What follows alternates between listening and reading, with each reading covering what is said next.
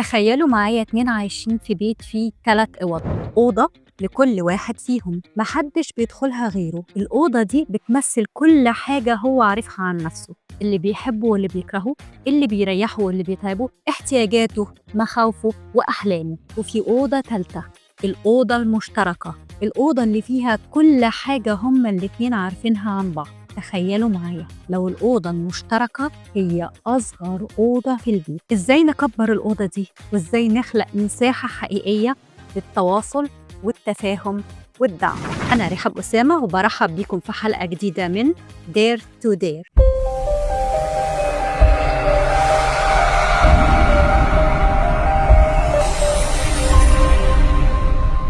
خلوني أقول لكم حاجة بصراحة، الأوضة المشتركة اللي المفروض بنقول فيها كل احتياجاتنا، نعبر فيها عن مشاعرنا، نوضح فيها توقعاتنا ونسمع فيها بعض بجد، للأسف في بيوت كتير الأوضة دي بقت أوضة الافتراضات، لأننا ببساطة ما بقيناش بنقول، إحنا بنفترض.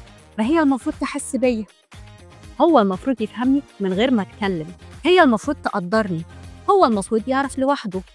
الأوضة دي بقت عاملة زي الميرور ميز، مرايات في كل حتة، والنتيجة كل واحد فينا شايف نفسه ومش سامع التاني ولا شايف التاني، لأن اللي ما اتقالش بقى أكتر بكتير من اللي اتقال.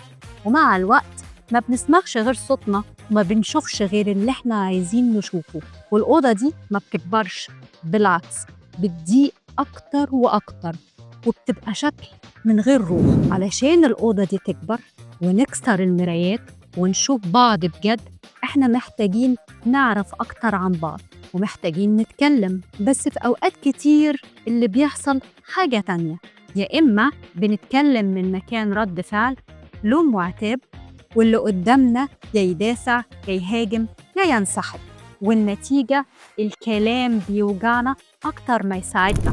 أو قبل ما نتكلم أصلاً بنعدي الحوار هنا، بنتخيل إننا اتكلمنا بجد، كأننا بنعمل البروفة، بس بنعمل البروفة دي جوه دماغنا.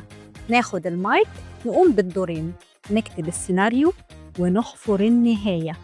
نهاية حزينة، هو عمره ما هيفهمني، هي مش شايفاني، مفيش فايدة من الكلام. ومن غير ما نحس نقرر إن الكلام ده مش هيشوف النور، ونكمل وإحنا ساكتين. بس ده سكوت مش هادي، مش جاي من مكان أمان، ده سكوت جاي من شعور الحزن، بالإحباط، بالغضب.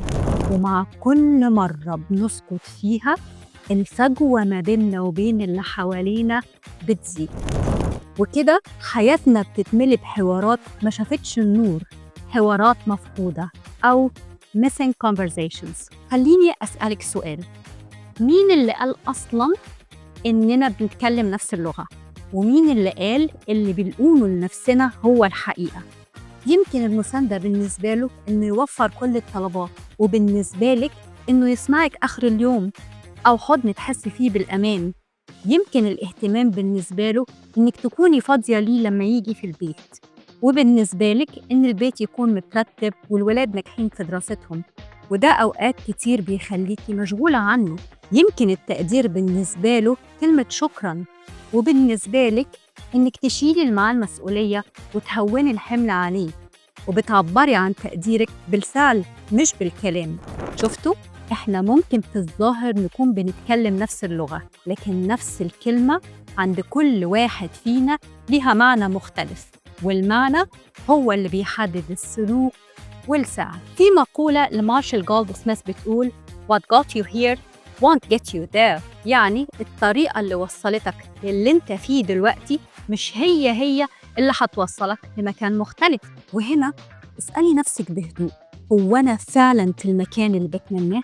لو كملت بنفس الطريقة، بنفس الأفكار، بنفس السكوت والافتراضات، إيه اللي هيحصل لمشاعري، لطاقتي، لنفسيتي، لصحتي؟ هل ينفع أوقف هنا وأقول كفاية أسمع صوتي أنا وبس؟ كفاية أكتب السيناريو لوحدي؟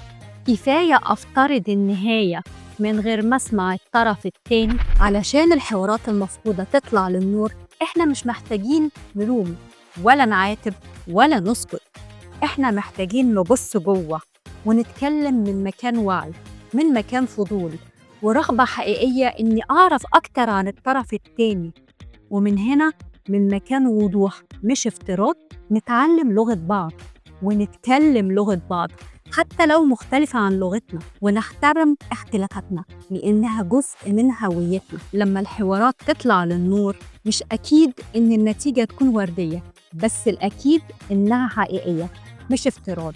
حقيقة هتساعدِك تاخدي قرار مهم في حياتِك. لمّا بنتكلم الأوضة بتنوّر، بنشوف بعض بوضوح، سوء الفهم بيقل، وساعات بنكتشف إن اللي قدامنا ما كانش قصده يجرحنا ولا يتجاهلنا، كان بس بيحاول يساعدنا بطريقته.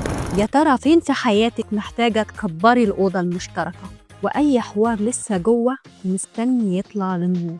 لو الفيديو ده فادكم اعملوا لايك وشاركوه مع أصحابكم، يمكن يكون خطوة تساعدهم فعلا.